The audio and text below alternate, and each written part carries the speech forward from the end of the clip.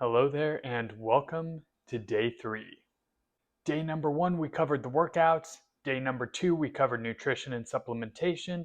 So day number 3 we are going to cover what the grow days, the recovery days, the days off from the gym are going to look like for the next 6 weeks. The importance of recovery days, or grow days as I like to call them, is one of the most underestimated things in the fitness and bodybuilding world. Everybody knows you have to lift weights to build muscle. Everybody knows you have to get a certain amount of protein, you have to get healthy nutrition to build muscle. But a lot of people neglect the recovery and growth aspect of training. Muscle growth actually occurs during those grow days, the recovery days off from the gym. When you're in the gym training, you're not actually growing your muscle, you're breaking it down and stimulating new growth. However, for that growth to happen, you actually need to have those recovery days to rest and allow the muscles to repair themselves and come back bigger and stronger before you stimulate and break them down again. There's a few things that are important to keep in mind to optimize that recovery and growth.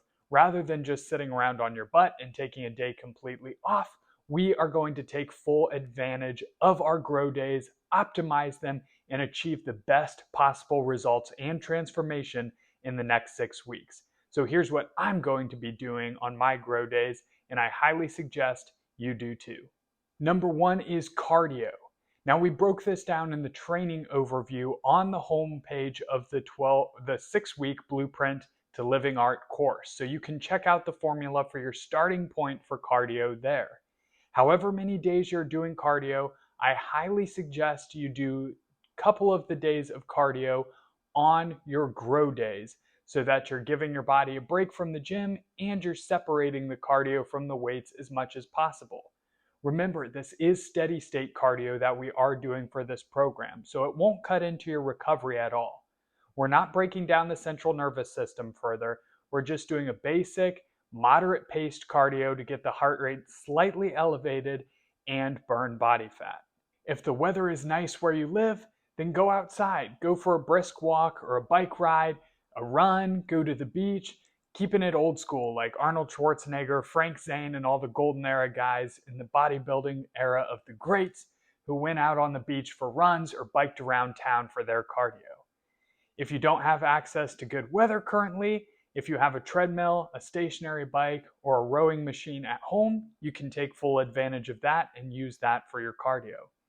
If you don't have access to cardio equipment at home, then of course you can go to the gym and do your cardio there. However, remember, this is a grow day, a time to recover. So don't push it too hard and don't be tempted to go get a quick pump with the weights, as you are just going to be hindering your results trying to work out on your days away from the gym. Meals are the second important factor when it comes to recovery, as obviously feeding your muscles is just as critical when they're repairing and growing as they are on training days when you're breaking them down. The meals for this plan are going to remain exactly the same whether you're on a training day or a grow day. If for some reason you want to do more of a carb cycling approach and cut calories or carbohydrates a little bit lower on certain days, then I would highly suggest you back the carbohydrates down on the grow days, as you will not need them as much for energy since you won't be going to the gym. However, what I'm going to be doing and how I've calculated out my calories is I'm going to be eating exactly the same proportions and measurements on each day, whether I'm in the gym or on a grow day. The same thing applies to supplementation. The only thing that you would change with this is if you are taking a pre-workout, then obviously you would not need that if you're not doing a workout at the gym, and you could instead use a fat burner or no caffeine at all if you are able to get your cardio without that extra stimulant. And finally, of course, there are the extra recovery steps that you can take to further allow your muscles to repair, grow, and stay flexible and as injury-free as possible through this trainer. And that is the stretching and recovery routine. So on grow days, I like to make sure I go through a 15 to 30 minute stretching routine either in the evening or directly after the workout to make sure that I maintain flexibility, stay as injury-free as possible, and allow the muscles to better recover. My joints and all-around well-being just feels better as well when I stay true to a stretching routine. This doesn't have to be anything too crazy. It can be a do-it-yourself YouTube yoga tape. It can be going to a stretching studio and doing an actual in-person class. It can be going to Stretch Zone, or it can be coming up with your own stretching and flexibility routine at home. I'm going to show you my exact stretching routine so you can use that as a model if you would like, and either copy it or make some modifications depending on what muscles and areas of your body need specific work. In future videos of this trainer, I'm also going to go more in depth as to some of the other recovery methods that I use, such as massage, Theragun, and cupping techniques to further allow the muscles to recover, enhance blood flow, and relax. So that gives you an idea of what our grow days are going to look like. So here is my current stretching and recovery routine. Take a look. Okay, so here is my current stretching routine. As I said, you can modify this based on areas that are tight in your body. I usually start with a doorway hamstring stretch, where I'm laying parallel to the door with my foot elevated up, trying to keep the leg as straight as possible and straightening the other leg to fully stretch out the hamstring. I really like this stretch and feel the hamstring slowly release from tightness and stagnant blood from down in my calf and foot area coming back up to be replenished with new fresh blood. This is my favorite hamstring stretch, and I usually hold this for about a minute to a minute and a half on each side.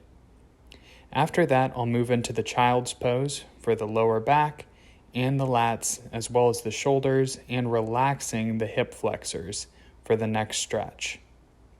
After the child's pose, which again I hold for about a minute to a minute and a half, I will move into the cobra pose, which stretches out the abdominals and the hip flexors, basically stretching out any of the areas that are opposite to what the child's pose stretch held.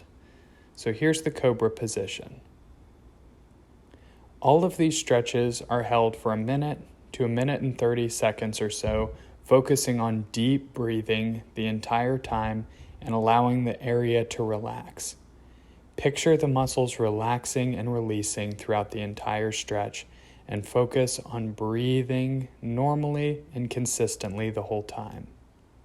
After that, I'll move into a kneeling hip flexor stretch, as my hip flexors tend to be a tight area, and this will loosen me up for the deeper stretch that I go into after this.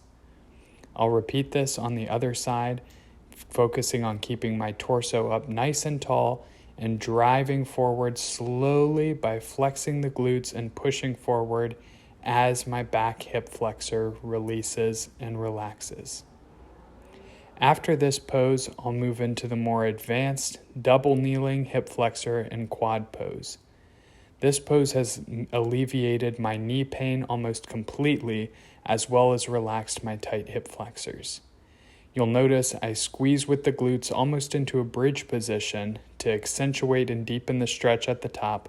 I'll hold that for about 10 seconds, and then I'll relax back down for about 10 seconds, alternating between the two.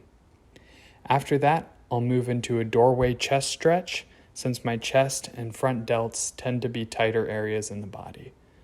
I'll hold this for the minute and 30 on each side, and as the muscle relaxes, I'll try and deepen the stretch gently so that there's consistently a nice deep stretch and a good amount of tension on the area without it getting uncomfortable or not relaxing in any way. As always, focus on keeping the torso tall and breathing. Here's my entire layout that you can use or modify to suit your own needs.